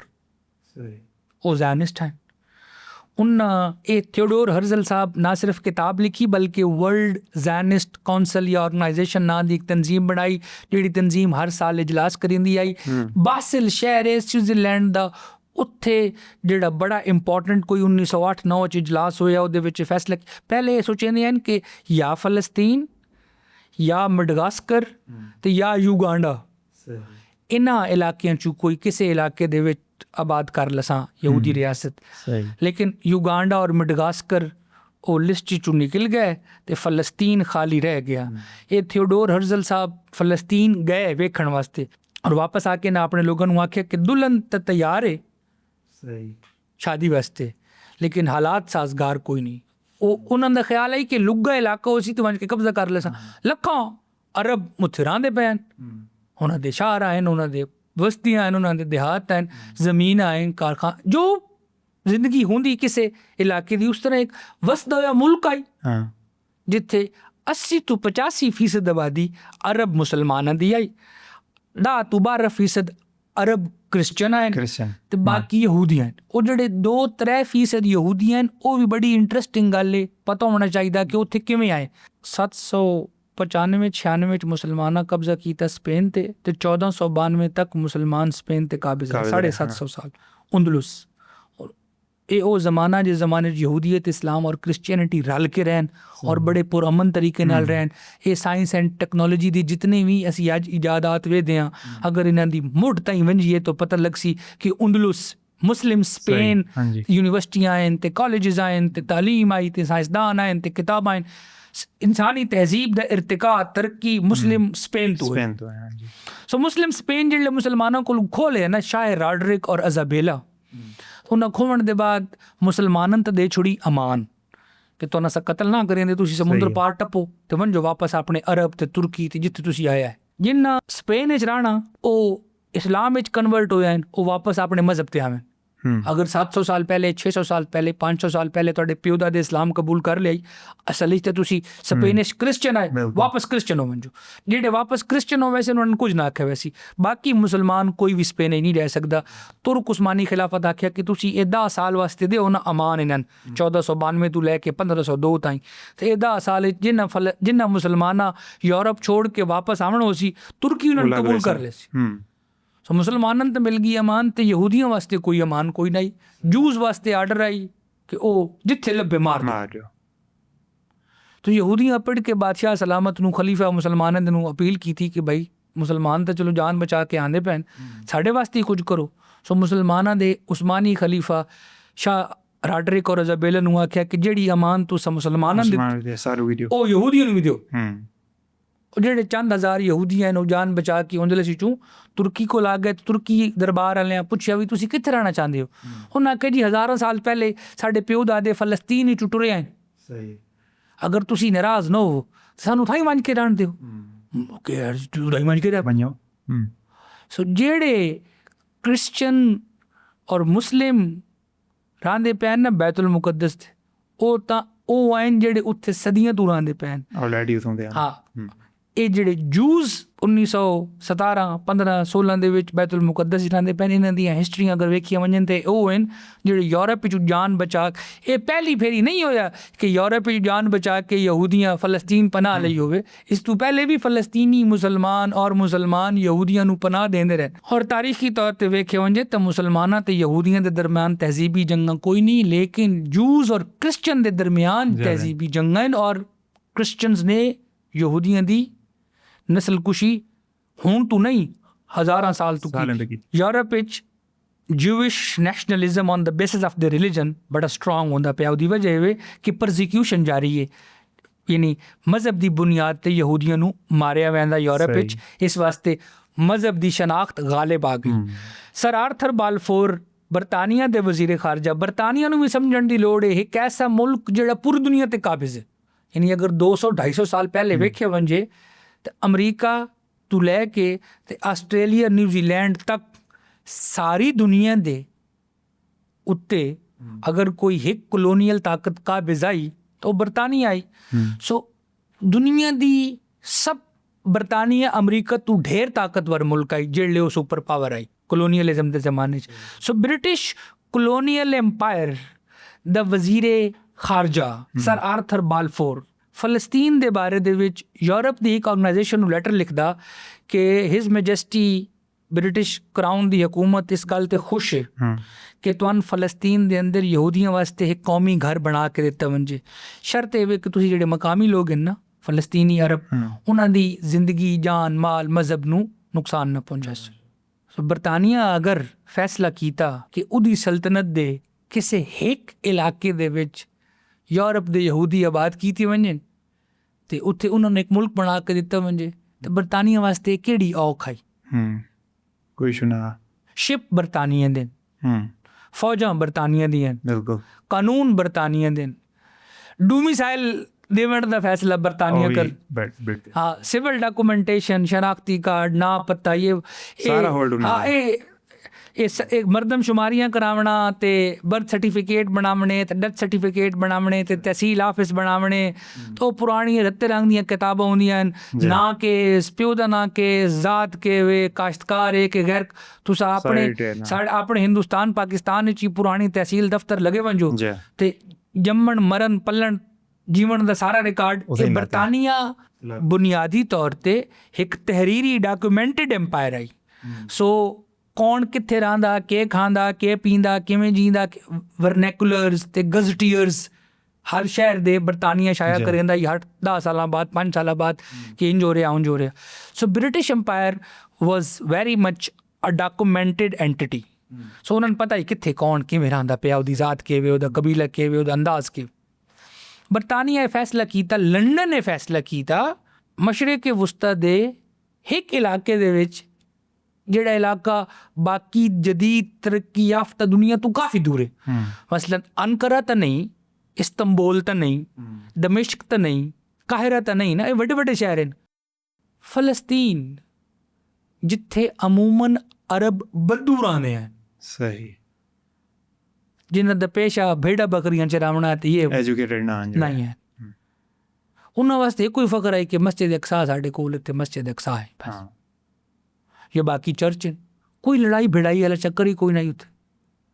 ਯਕਦਮ ਯੂਰਪ ਦੇ ਵੱਡਿਆਂ ਫੈਸਲਾ ਕੀਤਾ ਖਾਸ ਤੌਰ ਤੇ ਬਰਤਾਨੀਆ ਕਿ ਯੂਰਪੀਅਨ ਜੂਸ ਨੂੰ ਇੱਥੇ ਆਬਾਦ ਕੀਤਾ ਵञे ਇਹ ਜੂਸ ਸਾਡੀ ਸੋਸਾਇਟੀ ਦੇ ਵਿੱਚ ਮਿਸਫਿਟ ਹੈ ਔਰ ਇਹ ਸ਼ੁਰੂ ਹੋ ਗਿਆ ਖਾਤਾ ਔਰ ਜਹਾਜ਼ ਭਰ ਭਰ ਕੇ ਉਹਦੇ ਮੰਨਣ ਲੱਗ ਗਏ। ਕਿਆ ਸਾਰਿਆਂ ਯਹੂਦੀਆਂ ਇਸ ਦੀ ਸਪੋਰਟ ਕੀਤੀ? ਓਬਵੀਅਸਲੀ ਨਹੀਂ। ਪ੍ਰੋਬਲਮ ਉਸ ਟਾਈਮ ਪੈਦਾ ਹੋਇਆ ਜਿਹੜੇ ਸੈਕੰਡ ਵਰਲਡ ਵਾਰ ਦੇ ਵਿੱਚ 1941 ਦੇ ਵਿੱਚ ਹਿਟਲਰ ਔਰ ਹਾਈਖਮੈਨ ਨੇ ਫੈਸਲਾ ਕੀਤਾ ਕਿ ਯੂਰਪ ਦੇ ਯਹੂਦੀ ਇਕੱਠੇ ਕਰੋ ਇਹਨਾਂ ਨੂੰ ਮਾਰ ਹੁਣ 4 ਮਿਲੀਅਨ ਹਨ ਜਾਂ 5 ਮਿਲੀਅਨ ਹਨ ਜਾਂ 6 ਮਿਲੀਅਨ ਹਨ ਕੋਈ 40 ਲੱਖ 50 ਲੱਖ 60 ਲੱਖ ਜਿतने भी याद हैं बहुत बड़ा फिगर है। ਔਰ ਯੂਰਪ ਦੇ ਯਹੂਦੀਆਂ ਨੂੰ ਇਕੱਠੇ ਕਰਕੇ ਅਗਲੇ 5 ਸਾਲ ਜਿਵੇਂ ਕਤਲ ਕੀਤਾ ਗਿਆ, ਉਹ ਗੱਲ ਤਾਂ ਤੁਹਾਡੇ ਕੋਲ ਕੋਈ ਲੁਕੀ ਹੋਈ ਨਹੀਂ, ਸਾਡੇ ਕੋਲ ਕੋਈ ਲੁਕੀ ਹੋਈ। ਨਾਜ਼ਰੀਨਾਂ ਦੱਸ ਛੋੜੀਏ ਕਿ ਜਿਵੇਂ ਹੁਣ ਨੇਵੇ ਦੇ ਪੈ ਗਜ਼ਾ ਦੇ ਵਿੱਚ ਇਸ ਤੋਂ ਵੱਡੇ ਸਕੇਲ ਤੇ ਔਰ ਸਿਸਟਮੈਟਿਕ ਤਰੀਕੇ ਨਾਲ ਕਿ ਬੰਦੇ ਲੈ ਕੇ ਆਉਣੇ, ਬਾਲ ਇੱਥੇ ਰੱਖਣੇ, ਜਨਾਨੀਆਂ ਇੱਥੇ ਰੱਖਣੀਆਂ, ਮਰਦ ਇੱਥੇ ਰੱਖਣੇ, ਹਿਸ ਉਮਰ ਦੇ ਇੱਥੇ ਰੱਖਣੇ, ਉਸ ਉਮਰ ਦੇ ਇੱਥੇ ਰੱਖਣੇ, ਇਹਨਾਂ ਨੂੰ ਪਹਿਲੇ ਮਾਰਨਾ ਇਹਨਾਂ ਦੀ ਮਦਦ ਨਾਲ। ਉਹ ਮਾਰਨ ਦਾ ਤਰੀਕਾ ਕੀ ਹੈ ਕਿ ਲੋਕਾਂ ਦੇ ਕੱਪੜੇ ਜੁੱਤੀਆਂ ਲਹਾ ਕੇ ਇੱਕ ਵੱਡੇ ਸਾਰੇ ਹਾਲ ਦੇ ਵਿੱਚ ਵਾੜ ਕੇ ਉਤੋਂ ਸ਼ਾਵਰ ਖੋਲ ਛੁੱਟਦੇ ਆ, ਜਦੋਂ ਜ਼ਹਿਰੀਲੀ ਗੈਸ ਨਿਕਲਦੀ ਆਈ ਤਾਂ ਸੈਂਕੜੇ ਹਜ਼ਾਰੇ ਬੰਦੇ ਮਰੀ ਪੈਂਦੇ ਹਨ। ਮਾਰਨ ਵਾਲੇ ਆਪ ਯਹੂਦੀ ਆਉਂਦੇ ਹਨ ਔਰ ਇਸ ਵਾਸਤੇ ਮਰੇਂਦੇ ਪਏ ਆਉਂਦੇ ਹਨ ਕਿ ਅੱਜ ਇਹਨਾਂ ਮਰਨਾ ਤੇ ਕੱਲ੍ਹ ਅਸਾਂ ਮਰ ਬਹਿਣਾ, ਚਲੋ ਇੱਕ ਦਿਹਾੜ ਹੋਰ ਜੀ ਲਸਾਂ। ਬਾਅਦ ਉਹਨਾਂ ਦੀਆਂ ਲਾਸ਼ਾਂ ਕੱਢ ਕੇ ਤੇ ਬਿਜਲੀ ਵਾਲੀ ਭੱਟੀਆਂ ਦੇ ਵਿੱਚ ਛੱਡ ਛੁੱਟਦੇ ਹਨ ਤੇ ਧੂਏ ਚਿਮਨੀਆਂ 'ਚੋਂ ਧੂੰ ਨਿਕਲਦਾ ਰਹਿੰਦਾ ਸੀ ਤੇ ਬੰਦੇ ਸੜਦੇ ਰਹਿੰਦੇ ਹਨ। 4 ਸਾਲ ਲਾ ਕੇ ਉਹਨਾਂ 60 ਲੱਖ ਬੰਦਾ ਇੰਜ ਮਾਰੇ। ਅੱਲਾ ਮਾਨ ਅੱਲਾ। ਯੂਰਪੀਅਨ ਜੂਸ ਦੀ ਜਿਤਨੀ ਆਬਾਦੀ ਆਈ ਨਾ 1940 ਦੇ ਵਿੱਚ, ਅੱਜ ਤੱਕ 80 ਸਾਲਾਂ ਬਾਅਦ ਵੀ ਉਹ ਫਿਗਰ ਵਾਪਸ ਅਚੀਵ ਨਹੀਂ ਹੋ ਸਕੇ। ਹਿਟਲਰ ਜਿਤਨੇ ਯਹੂਦੀ ਮਾਰੇ ਔਰ ਜਿਤਨੀ ਤਾਦਾਦ ਘੱਟ ਕਰ ਦਿੱਤੀ ਯਹੂਦੀਆਂ ਦੀ, ਅੱਜ 80 ਸਾਲ ਗੁਜ਼ਰਨ ਦੇ ਬਾਵਜੂਦ ਉਹ ਫਿਗਰ ਅਚੀਵ ਨਹੀਂ ਹੋਇਆ ਜਿਹੜਾ ਹੋਲੋਕਾਸਟ ਦੇ ਟਾਈਮ ਤੇ ਯੂਰਪ ਵਿੱਚ ਐਗਜ਼ਿਸਟ ਕਰਦਾ। ਬਹੁਤ ਬੜਾ ਜ਼ੁਲਮ ਹੈ। ਯੂਰਪ ਇਹ ਫੈਸਲਾ ਕੀਤਾ ਨੈਵਰ ਅਗੇਨ, ਹੁਣ ਹੀ ਕਦੀ ਨਾ ਹੋਣ ਦੇਸਾਂ। ਤੁਹਾਡੀ ਅੱਖਾਂ ਦੇ ਸਾਹਮਣੇ TV ਤੇ ਅਸੀਂ ਗਜ਼ਾ ਦੇ ਵਿੱਚ ਉਹ ਹੋਲੋਕਾਸਟ ਵੱਧ ਵੇਖਦੇ ਪਏ ਹਾਂ ਔਰ ਇਸ ਦੀ ਮੁਖਾਲਫਤ ਕਰਨ ਵਾਲੇ ਜਿੱਥੇ ਮੁਸਲਮਾਨ ਬਾਜ਼ ਅਮੀਰ ਲੋਕ ਹਨ, ਜਿੱਥੇ ਕ੍ਰਿਸਚਨ ਬਾਜ਼ ਅਮੀਰ ਲੋਕ ਹਨ, ਉੱਥੇ ਯਹੂਦੀ ਬਾਜ਼ ਅਮੀਰ ਲੋਕ ਹਨ। ਪ੍ਰੋਫੈਸਰ ਇਲਾਨ ਪਾਪੇ ਇਸਰਾਈਲ ਦਾ ਹਿਸਟੋਰੀਅਨ ਹੈ। ਗਿਡੋਨ ਲਿਵੀ ਹਾਰਟਸ ਅਖਬਾਰ ਵਿੱਚ ਲਿਖਦਾ ਇਸਰਾਈਲ ਦਾ ਸਭ ਤੋਂ ਬੜਾ ਮੁਖਾਲਿਫ ਹੈ ਯਹੂਦੀ, ਉਥਾਂ ਹੀ ਤੇਲ ਅਵੀਵ ਵਿੱਚ ਰਹਿੰਦਾ। ਸ਼ਿਕਾਗੋ ਯੂਨੀਵਰਸਿਟੀ ਪੋਲੀਟੀਕਲ ਸਾਇੰਸ ਦੇ ਪ੍ਰੋਫੈਸਰ ਹਨ, ਪ੍ਰੋਫੈਸਰ ਨਾਰਮਨ ਫਰੈਂਕਨਸਟਾਈਨ ਉਸਤਾਦ ਹਨ। ਉਹਨਾਂ ਦੇ ਵਾਲਿਦ ਤੇ ਵਾਲਦਾ ਦੋਵੇਂ ਕਤਲ ਹੋਏ ਹਨ ਹੋਲੋਕਾਸਟ ਵਿੱਚ। ਇਸਰਾਈਲ ਦੇ ਬਹੁਤ ਬੜੇ ਮੁਖਾਲਿਫ ਹਨ ਯਹੂਦੀ। ਨੋਮ ਚੋਮਸਕੀ ਕਿਤਨਾ ਬੜਾ ਮੁਖਾਲਿਫ ਹੈ ਇਸਰਾਈਲ ਦਾ ਯਹੂਦੀ।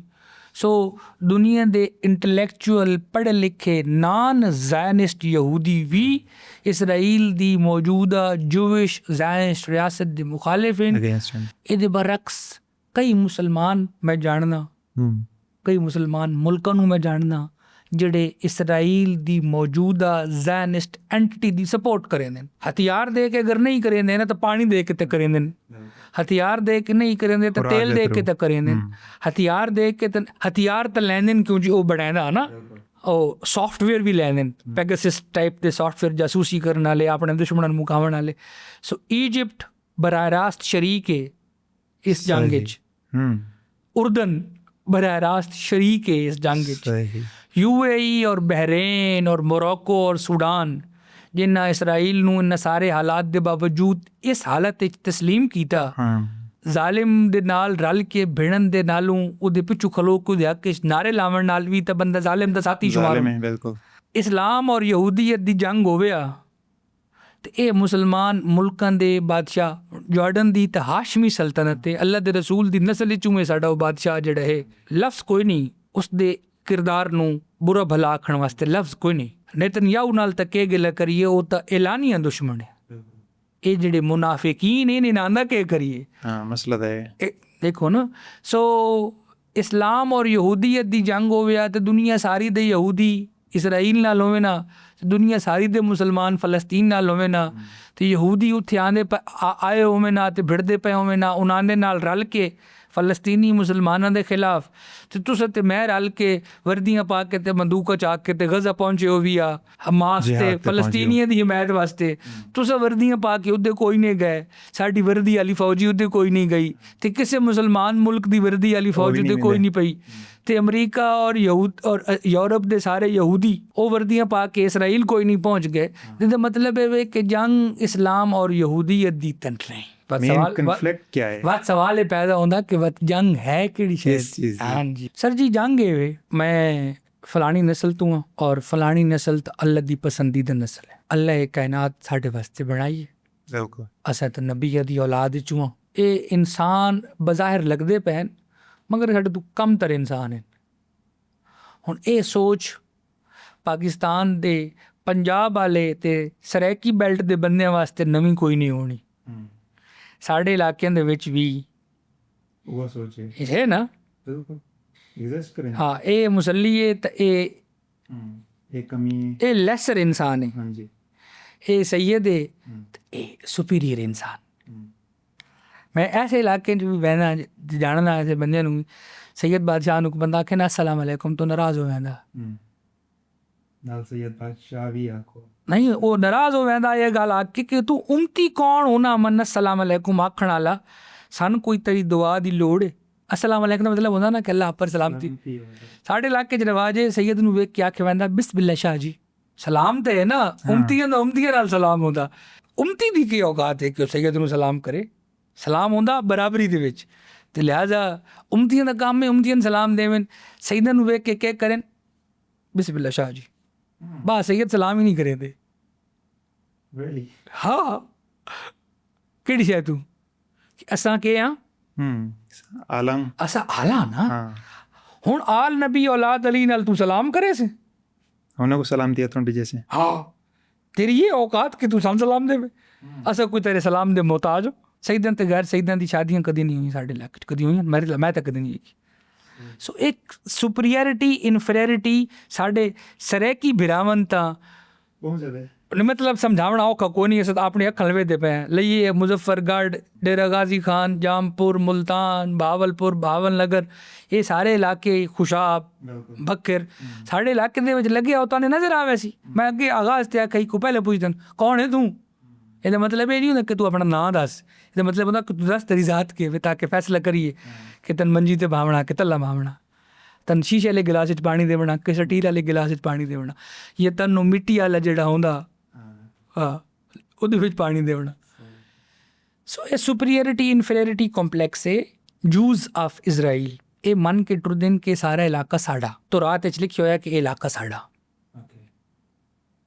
ਔਰ ਇੱਥੇ ਅਸੀਂ ਮਸਜਿਦ ਅਕਸਾ ਗਿਰਾਵਣੀ ਉਹਨਾਂ ਦੀ ਯਾਨੀ ਕੋਈ ਲੁਕੀ ਛੁਪੀ ਹੋਈ ਗੱਲ ਹੈ।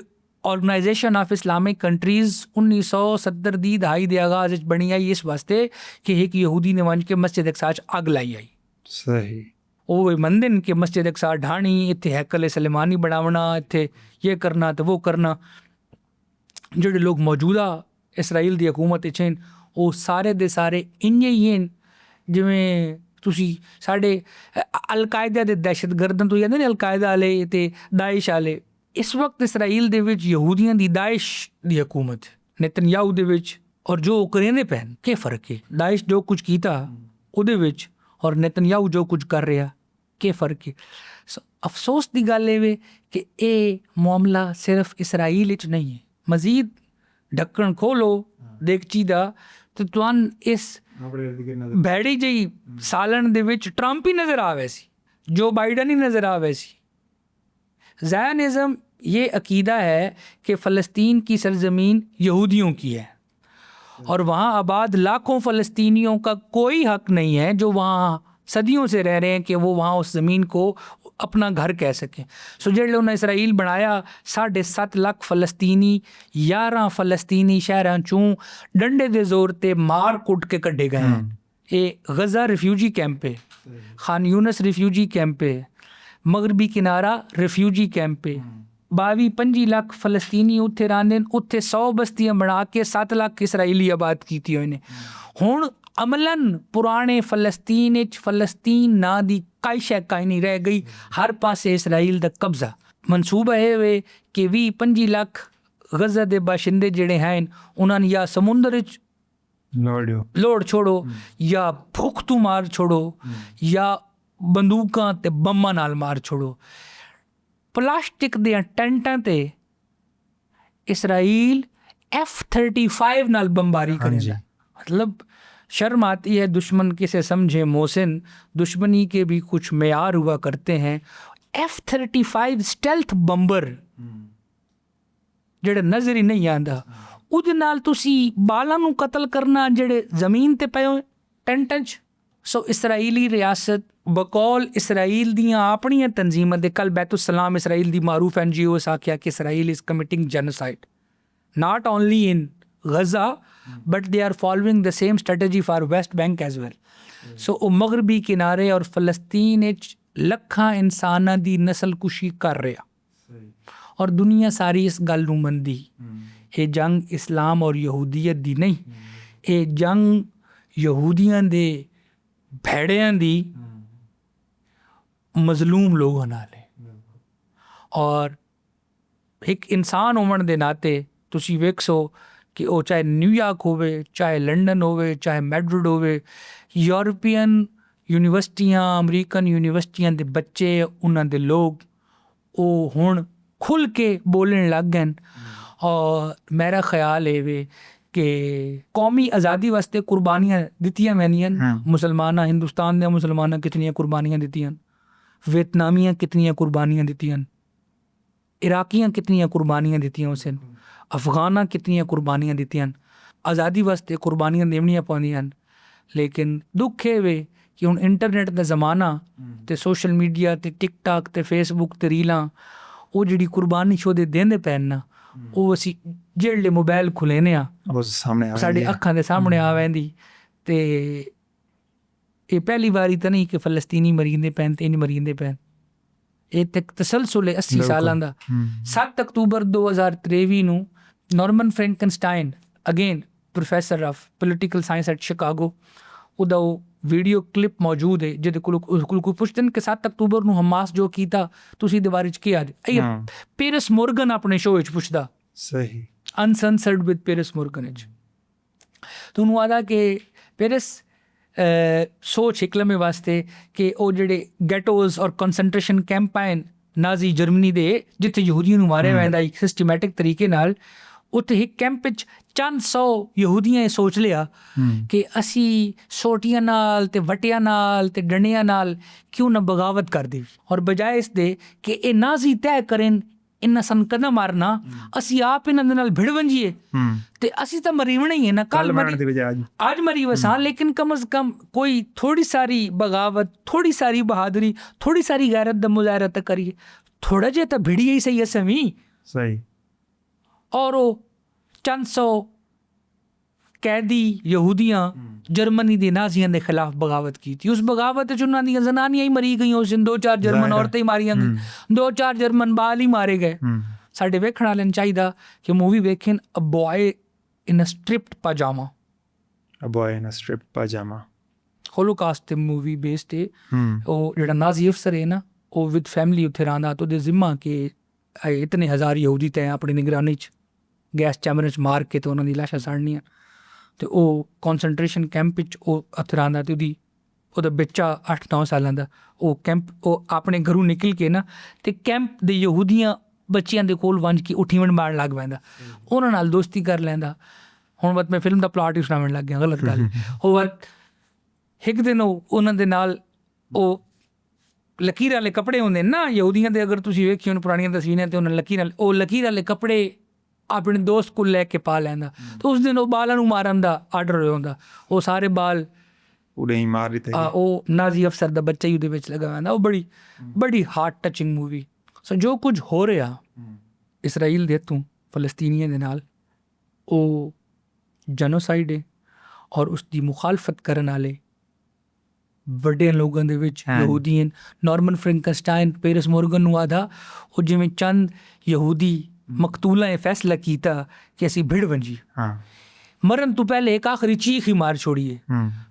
ਤਾਂ ਨਾਰਮਨ ਫਰੈਂਕਨਸਟਾਈਨ ਨੇ ਆਖਿਆ ਹੀ ਪੀਰਸ ਮੋਰਗਨ ਨੂੰ ਕਿ 7 ਅਕਤੂਬਰ 2023 ਅਮਲ ਨਹੀਂ ਹੈ, ਰੱਦ ਅਮਲ ਹੈ, ਰਿਐਕਸ਼ਨ ਹੈ to what Israel has done to people of Gaza. 2005 ਤੋਂ ਲੈ ਕੇ 2025 20 ਸਾਲ ਹੋ ਗਏ ਗਜ਼ਾ ਦਾ ਮੁਹਾਸਰਾ। ਉਸ ਤੋਂ ਪਹਿਲੇ ਗਜ਼ਾ ਤੇ ਕਾਬਜ਼ ਆਇਨ ਬੰਨਿਆਂ ਸਮੇਤ, ਜਿਵੇਂ ਹੁਣ ਵੈਸਟ ਬੈਂਕ ਵਿੱਚ ਬਸਤੀਆਂ ਬਣਾ ਕੇ ਬੈਠੇ। 2005 ਵਿੱਚ ਇਸਰਾਈਲ ਨੇ ਗਜ਼ਾ 'ਚ ਆਪਣੀਆਂ ਬਸਤੀਆਂ ਖਾਲੀਆਂ ਕੀਤੀਆਂ। 2006 'ਚ ਇਲੈਕਸ਼ਨ ਹੋਇਆ, ਹਮਾਸ ਇਲੈਕਸ਼ਨ ਜਿੱਤੀ, ਇਸਰਾਈਲ ਨਹੀਂ ਮੰਨਿਆ, ਅਮਰੀਕਾ ਨਹੀਂ ਮੰਨਿਆ, ਯੂਰਪ ਨਹੀਂ ਮੰਨਿਆ। ਅਮਰੀਕਾ, ਯੂਰਪ ਔਰ ਇਸਰਾਈਲ ਉਸ ਇਲੈਕਸ਼ਨ ਨੂੰ ਇਲੈਕਸ਼ਨ ਮੰਨਦੇ ਜਿਸ ਇਲੈਕਸ਼ਨ ਦੇ ਨਤੀਜੇ ਦੇ ਵਿੱਚ ਉਹਨਾਂ ਦੇ ਮਨਪਸੰਦ ਰਿਜ਼ਲਟ ਨਿਕਲੇ। ਸੋ ਮੌਜੂਦਾ ਮਗਰਬੀ ਤਹਿਜ਼ੀਬ ਦੇ ਚਿਹਰੇ ਤੇ ਜਮਹੂਰੀਅਤ, ਇਨਸਾਨੀ ਹਕੂਕ, ਬਰਾਬਰੀ, ਫਲਾਣ ਢਿਮਕਾਣ ਜਿਹੜੀ ਨਾ ਪਿਛਲੇ 80 ਸਾਲ ਤੋਂ ਝੂਠ, ਕੁੜਲ, ਬਕਵਾਸ ਦਾ ਨਕਾਬ ਆਪਣੇ ਮੂੰਹ ਤੇ ਚਾੜਿਆ ਹੋਇਆ, ਉਹ ਫਲਸਤੀਨ ਦੇ ਲੋਕਾਂ ਨੇ, ਹਜ਼ਾਰਾਂ ਲੋਕਾਂ ਨੇ ਆਪਣੀ ਮੌਤ ਦੇ ਨਾਲ ਇਹਨਾਂ ਦੇ ਮੂੰਹ ਤੇ ਜਿਹੜਾ ਉਹ 2 ਨੰਬਰ ਨਕਾਬ ਆਈ ਨਾ, ਉਹ ਲਾ ਛੋੜਿਆ। ਸੋ ਹਾਰਵਰਡ ਯੂਨੀਵਰਸਿਟੀ ਤਾਂ ਨਜ਼ਰ ਆ ਗਿਆ, ਪ੍ਰਿਸਟਨ ਯੂਨੀਵਰਸਿਟੀ ਨਜ਼ਰ ਆ ਗਿਆ, ਯੂਨੀਵਰਸਿਟੀ ਆਫ ਬਰਕਲੇ ਕੈਲੀਫੋਰਨੀਆ ਨਜ਼ਰ ਆ ਗਿਆ, ਕੈਮਬਰਿਜ ਔਰ ਆਕਸਫੋਰਡ ਨੂੰ ਨਜ਼ਰ ਆ ਗਿਆ ਕਿ ਹਕੀਕਤ ਹੈ। ਦੁਆ ਕਰੋ ਕਿ ਜਿਹੜੇ ਬਾਲ ਉੱਥੇ ਪੜ੍ਹਦੇ ਪੈਣ ਉਹ ਇਹਨਾਂ ਦੇ ਬਾਲ ਹੈ ਨਾ, ਬਿਲਕੁਲ ਹੀ ਮੈਂ ਕੱਲ ਕਲਾਂ ਜਿਹੜੇ ਉਹ ਹਕੂਮਤਾਂ ਚਲਾਵਣ ਤੇ ਆਸਨ ਤੇ ਅੱਲਾ ਕਰੇ ਸੀ ਇੱਕ ਮੁਨਸਿਫਾਨਾ ਨਿਜ਼ਾਮ ਤਰਤੀਬ ਦੇ ਸਨ। ਮੈਂ ਤਾਂ ਫਲਸਤੀਨ ਔਰ ਇਸਰਾਈਲ ਦੀ ਜੰਗ ਵਿੱਚ ਨਾ ਉਮੀਦ ਕੋਈ ਨਾ।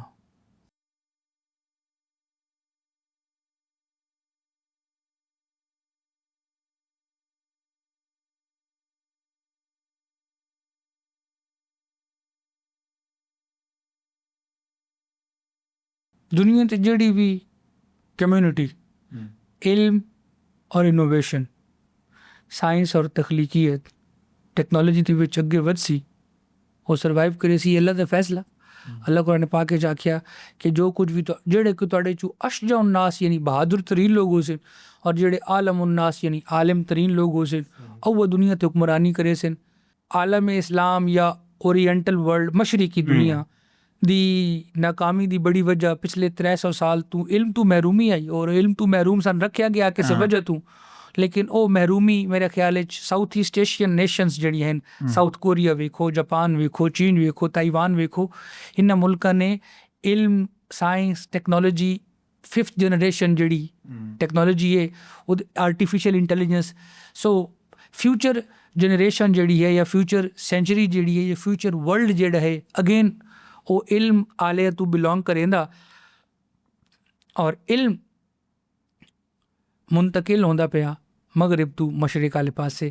ਔਰ ਚੀਜ਼ਾਂ ਬੜੀ ਤੇਜ਼ੀ ਨਾਲ ਤਬਦੀਲ ਹੋ ਰਹੀਆਂ ਔਰ ਚੀਜ਼ਾਂ ਬੜੀ ਤੇਜ਼ੀ ਨਾਲ ਪੋਜ਼ਿਟਿਵ ਤਰੀਕੇ ਨਾਲ ਇਵੋਲਵ ਹੋ ਰਹੀਆਂ। ਮਸਲਾ ਨੈਦਰਲੈਂਡ ਕੱਲ੍ਹ ਅਨਾਊਂਸ ਕੀਤਾ ਕਿ ਇਸਰਾਈਲ ਨੈਦਰਲੈਂਡ ਦਾ ਦੁਸ਼ਮਣ ਮੁਲਕ ਅਗੇਂਸਟ ਐਲਾਨ ਕਰਤੇ। मतलब नैदरलैंड यूरोपियन यूनियन ਦਾ ਮੁਲਕ ਹੈ, ਹੈਗ ਔਰ ਜਨੀਵਾ ਉੱਥੇ ਵੀ ਉਹਨਾਂ ਐਲਾਨ ਕੀਤਾ ਕਿ ਜੀ ਇਸਰਾਈਲ ਸਾਡਾ ਦੁਸ਼ਮਣ ਹੈ। ਨਾਰਵੇ, ਸਪੇਨ, ਗ੍ਰੀਸ ਇਹਨਾਂ ਐਲਾਨ ਕੀਤਾ ਕਿ ਅਸੀਂ ਆਜ਼ਾਦ ਫਲਸਤੀਨੀ ਰਿਆਸਤ ਨੂੰ ਮੰਨਦੇ हैं। फ्रांस और सऊदी अरब सोमवार, मंगल, बुध, आज मंगल है, कल 3 दिनों की कॉन्फ्रेंस न्यूयॉर्क में हो रही है जिसमें 145 ममालिक शरीक हैं और वो ये फैसला कर रहे हैं कि जी असी फलस्तीन नूं मान लेना। सो G7 मुल्कों चों फ्रांस वो पहला मुल्क है जिहड़ा फलस्तीन नूं मनण जा रहा है और फ्रांस मुसलसल दबाव डाल रहा बरतानिया और कैनेडा ते कि तुसी साडे नाल रलो। किस टाइम तक अवाम दा मिजाज, सिविल सोसाइटी दा मिजाज, शुक्र अदा करो सोशल मीडिया ने लोगों नूं हक और हकीकत तू शऊर तू बहरामंद कीता, वाकिफ कीता। मैं समझे ना कि वो दिन दूर नहीं जदा फलस्तीनी आज़ाद रियासत कायम हो सी और अगर आज़ाद फलस्तीनी रियासत कायम नहीं हुई तो ये मौजूदा इसराइल दे विच जेड़ा यहूदी बरतरी का निज़ाम है, नस्ली बरतरी का अपार्थाइड है, नस्ल परस्त रियासत है, इसका खात्मा हो सी। और खुदा वक्त लै के आसी कि उत्थे रहने वाले भावें यहूदी होवें, भावें ईसाई होवें, भावें फलस्तीनी अरब होवें, मुसलमान होवें, जो होवें वो सारे एक अगर रियासत दे शहरी होए तो वो रियासत हर हाल विच जमहूरी रियासत हो सी जिथे तमाम इंसान बराबर हो सन, जिथे तमाम लोगों का एक वोट एक बंदे का काउंट किया वैसी। अगर ये भी हो गया जिसकी होवन दे बहुत ज़्यादा इम्कान, मैं ये ना सोच मन नहीं लगता कि लखों यहूदी सामान पैक करके यूरोप वापस वैसे, लेकिन ये जुल्म और नस्ल परस्ती की रियासत ख़त्म हो सी और बराबरी की बुनियाद पर एक रियासत कायम हो सी। अज नहीं तो कल उत्थे भी होवनी ते अज नहीं तो कल इत्थे भी होवनी, अज नहीं तो कल अमरीका च ही होवनी। अमरीका दे विच भी ब्लैक लाइव्स मैटर दी मूवमेंट चल रही है, मतलब है कि काले नूं हजे ताईं लगदा कि सन बराबर दा इंसान नहीं समझिया वैंदा। साडे कोल ही कई लाइव्स मैटर चलदी है मूवमेंट।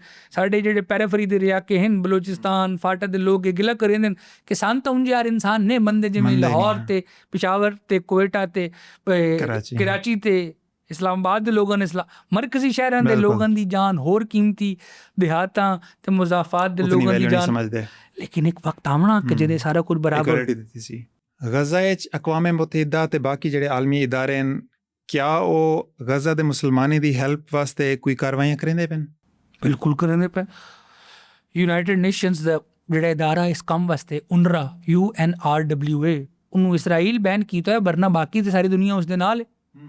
ਸਾਰੀ ਦੁਨੀਆ ਫਲਸਤੀਨੀਆਂ ਦੇ ਨਾਲ ਹੈ, ਸਿਵਾਏ 4 ਮਗਰਬੀ ਮੁਲਕਾਂ ਦੇ, ਬਰਤਾਨੀਆ, ਜਰਮਨੀ, ਅਮਰੀਕਾ, ਫਰਾਂਸ। ਇਹ ਲੋਕ ਹਨ ਜਿਹੜੇ ਇਸਰਾਈਲ ਦੇ ਹਿਮਾਇਤੀ ਹਨ ਜਾਂ ਹਿਮਾਇਤੀ ਹਨ। ਅਦਰਵਾਈਜ਼ ਗਲੋਬਲ ਸਾਊਥ ਜਿਹੜਾ ਅਸੀਂ ਸਾਡੇ 145 ਮੁਲਕ ਫਲਸਤੀਨ ਦੇ ਨਾਲ ਹੈ। ਦੁਨੀਆ ਦੀ ਆਬਾਦੀ ਦਾ 80% ਫਲਸਤੀਨ ਦੇ ਨਾਲ। ਸੋ ਕਦੋਂ ਤਾਈਂ ਲੰਬੀ ਹੈ ਗਮ ਕੀ ਸ਼ਾਮ ਮਗਰ ਸ਼ਾਮ। ਅਗਰ ਅਸਾਂ ਗਜ਼ਾ ਦੀ ਗੱਲ ਕਰੂੰ, ਹੁਣੇ ਕੋ ਉਮੀਦ ਤਾਂ ਸਿਰਫ ਮੁਸਲਮਾਨੇ ਡੋਈ ਹੈ ਨਾ, ਲੇਕਿਨ ਸਾਡੇ ਜਿਹੜੇ ਮੁਸਲਮਾਨੇ ਦਾ ਇਤਿਹਾਦ ਹੈ ਮੁਸਲਮਾਨ ਕੰਟਰੀਜ਼ ਦਾ, ਉਹ ਕਿਹੜੇ ਕੰਮ ਦਾ ਹੈ? ਕੋਈ ਨਹੀਂ ਇਤਿਹਾਦ। ਮੁਸਲਮਾਨ ਮੁਲਕ ਦਰਅਸਲ ਮੁਸਲਮਾਨ ਯਾਨੀ ਸਾਡੀਆਂ ਮੁਲਕਾਂ 'ਤੇ ਸਾਡੇ ਆਵਾਮ ਦੀ ਹਕੂਮਤ ਕੋਈ ਨਹੀਂ। सऊदी अरब ते एक शाही ख़ानदान की हुकूमत है, बहरीन ते एक शाही ख़ानदान की हुकूमत है, कुवैत ते एक शाही ख़ानदान की हुकूमत है, कतर ते एक शाही ख़ानदान की हुकूमत है, मिस्र ते फौजी डिक्टेटरशिप है, पाकिस्तान भी हकीकी जमहूरीत का सफ़र बड़ा दूर है, और अफगानिस्तान तालिबान बंदूक के जोर तक कब्जा की बैठे। ईरान के लोग दे बड़े गिले ने अपनी हुकूमत तू, इराक के लोगों बड़े गिले ने अपनी हुकूमत को, शाम के लोगों भी बड़े गिले ने, शाम की हुकूमत ते कब्जे बंदूकों नाल कीती बैठे अहमद शरौरी।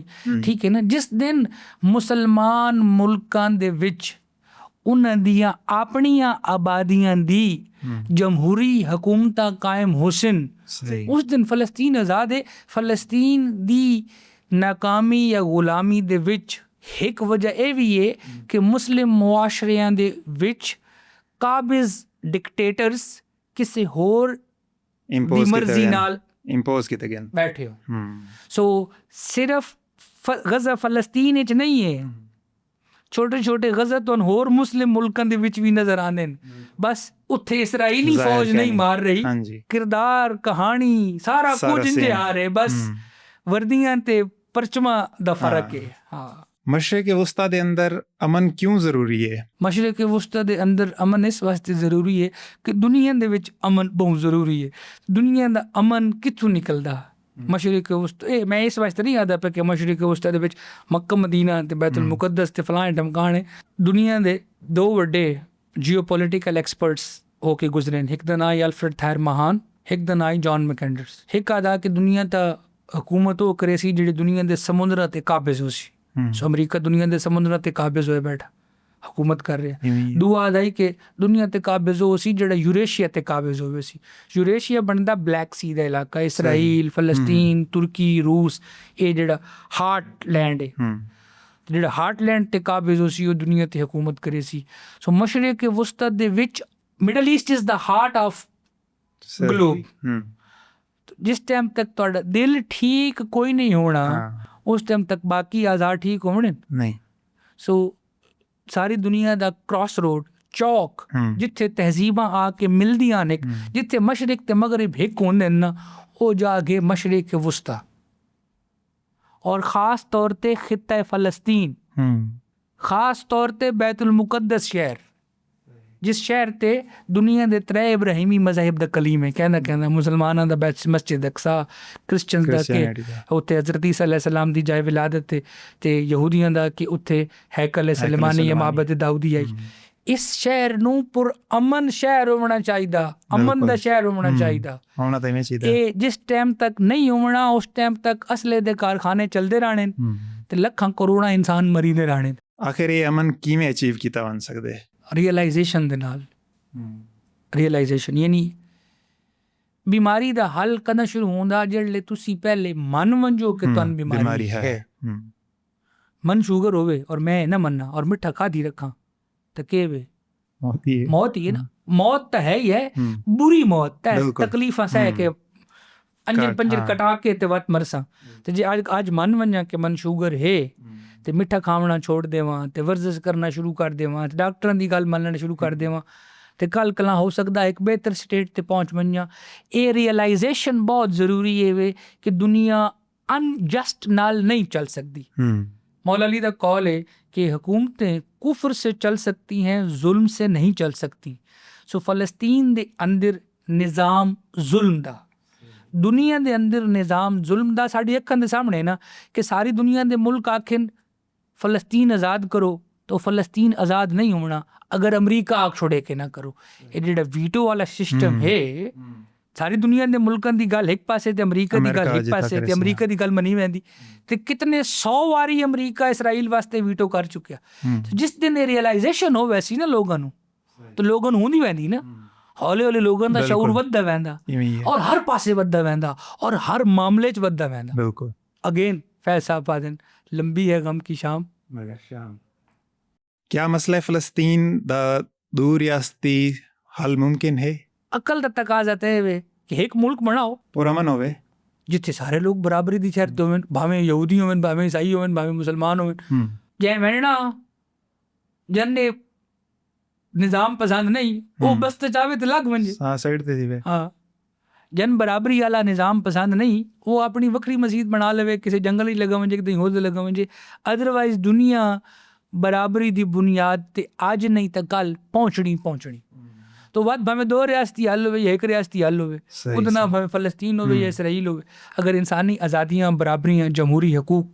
क्या पाकिस्तान ही सोल्यूशन वास्ते कोई किरदार अदा कर सकते? पाकिस्तान इस सोल्यूशन वास्ते जो किरदार अदा कर रहा है वो बहुत अच्छा। पाकिस्तान ने पिछले काफ़ी सालों तो बिलमूम और इस जंग के दौरान बिलखसूस सही जो डिप्लोमैटिक एफर्ट पाकिस्तान दे वास्ते चाहन पाकिस्तान कीतियां, और असी फ़लस्तीनी सफारत खाना इस्लामाबाद विच वो बड़ी वारी पाकिस्तान के किरदार की तारीफ कर चुकिया, और पाकिस्तानी रियासत ने कई बारी खुल के आख्या कि उस टाइम तक इसराइल नूं तस्लीम करन दा सवाल ही पैदा नहीं होंदा जिस टाइम तक आज़ाद फ़लस्तीनी रियासत कायम नहीं हो वैंदी।